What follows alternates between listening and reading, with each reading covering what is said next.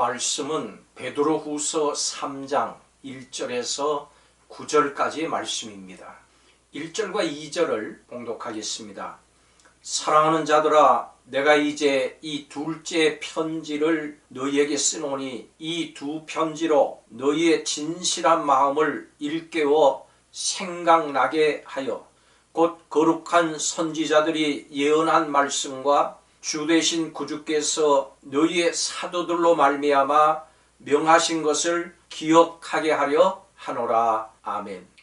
오늘 본문에서 우리는 하나님의 뜻과 베드로의 마음과 그리고 패역한 세상의 모습을 볼 수가 있습니다. 그리고 우리는 세상에서 어떤 자세를 가져야 할까를 생각해 봅니다.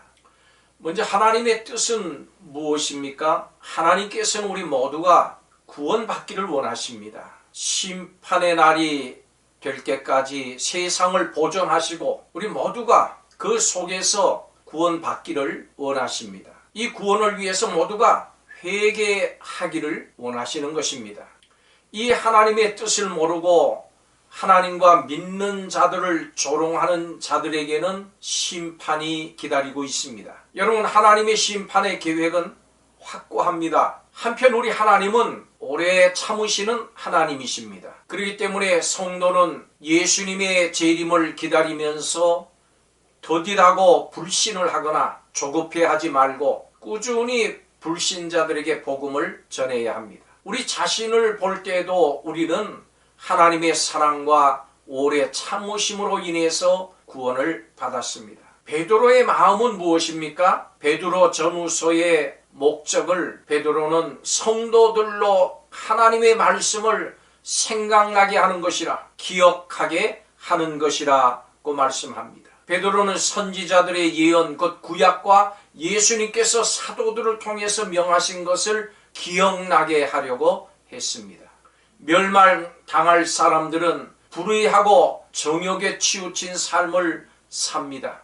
이런 불의한 사람들이 세상에 꽉 차 있습니다. 그저 다수가 아니라 대부분의 사람들이 그렇게 살아갑니다. 그렇기 때문에 우리는 위축되고 휩쓸리고 미혹을 당하기도 합니다. 사방이 막히고 우겨쌈을 당하는 상황 속에서 우리에게 필요한 것이 있습니다. 바로 믿음과 기억입니다. 하나님께서는 예전에도 우리를 건지셨고 지금도 건지실 것이라고 하는 이 믿음이 우리를 이기게 합니다. 베드로가 원하는 것은, 베드로의 마음은 하나님의 말씀의 진리를 기억하는 것입니다. 또 한편 세상의 모습은 어떠합니까? 베드로는 기억하게 하려고 하지만 세상은 잊게 하려고 합니다. 하나님의 심판을 일부러 잊으려고 하는 것이 세상입니다. 하나님께서 말씀으로 세계를 창조하셨습니다. 그렇지만 거짓 선생들은 이 기초적인 교훈을 일부러 잊으려 했습니다. 기억하라고 하는 사도들의 명령과는 반대로 거짓 선생들은 이 말씀을 잊으려 했습니다. 창조의 말씀이 완전하고 확고한 것이기 때문에 심판도 확실합니다. 거짓 선생들이 가장 많이 이용하는 것이 예수님의 재림의 교리입니다. 재림이 없다거나 재림의 교리를 변경해서 자기가 재림한 예수라고 주장하기도 하고 날짜를 정하기도 합니다. 그래서 교회에는 또 세상에는 재림 교리를 통해서 많은 문제가 일어났습니다. 마귀가 노리는 것이 있습니다. 마귀는 가장 중요한 교리를 공격합니다. 재림을 이야기하면 잘못된 목사, 잘못된 교회로 여기게 만들어 놨습니다. 그래서 교회는 재림에 대해서 말하지 않는 세상이 됐습니다. 마귀의 계교는 이 재림 교리를 가지고 사람들을 미혹해서 결국은 예수님을 떠나게 만듭니다. 결국은 지옥 자식을 만듭니다. 잘못된 재림에 대한 이야기도 문제지만 재림을 아예 말하지 않고 믿지 않는 것이 큰 문제입니다. 하나님의 말씀을 잊게 하려고 하는 것, 이것이 마귀와 세상이 원하는 것입니다. 이 말시의 세상의 모습이 어떻습니까? 조롱하는 사람들이 나타납니다. 그들은 정욕을 따라 행합니다. 예수님의 재림을 부인하고 조롱합니다. 생각해봐, 어리석게 그걸 믿어? 재림 그게 말이 돼? 믿는 사람들은 철없고 어리석고 유치하게 취급을 당합니다. 창조 이후로 세상에 변한 것이 없잖아. 그대로 있잖아. 재림과 종말에 대한 가르침은 잘못된 거야. 말씀을 대적하고 불신하고 말씀에서 이렇게 말하면서 떠나게 하려고 합니다. 예수님의 재림을 소망하면서 핍박 속에서도 인내하고 신앙을 지키는 사람들에게 이 사람들은 재림은 거짓이라고 말합니다. 이것은 신앙의 근본을 흔드는 것입니다. 하나님께서 노아의 시대에 물로 세상을 심판하셨던 것처럼 재림의 때, 하나님의 심판의 때가 반드시 옵니다. 이단의 가르침에 현혹되지 말아야 합니다. 자, 이런 세상에서 우리의 자세가 어떠해야 될까요? 우리는 복음에 확실하게 서야 됩니다. 우리는 베드로가 전한 복음, 바울이 전한 복음, 사도들이 전한 바른 복음을 믿어야 합니다.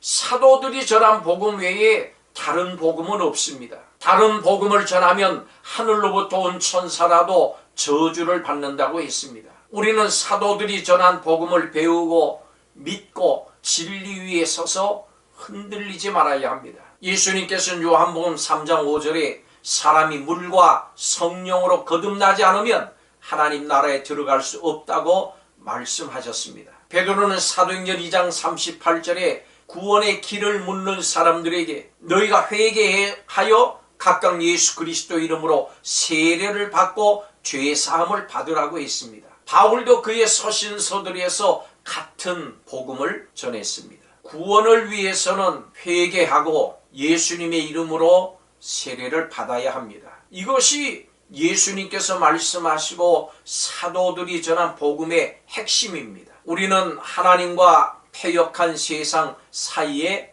살고 있습니다. 우리는 이 패역한 세상을 견뎌야 합니다. 또 한편으로는 하나님의 인자와 사랑을 이 패역한 세상 사람들을 향해서 전해야 합니다. 이 일이 힘들고 어렵지만 하나님께서 우리에게 맡기셨습니다. 그러므로 패역한 사람들의 조롱함을 두려워하지 마십시오.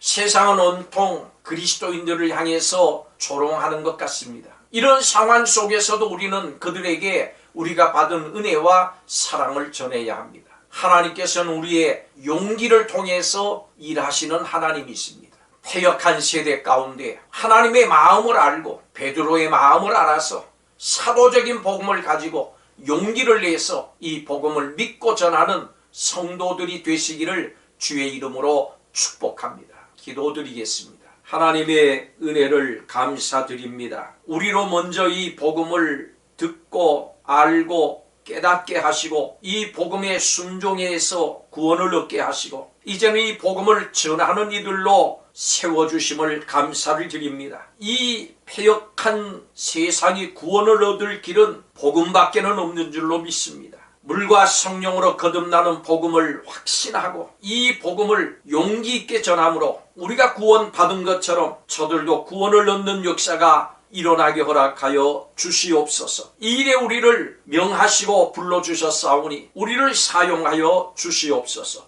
성령으로 굳세게 하여 주옵소서. 예수님의 이름으로 기도하옵나이다. 아멘.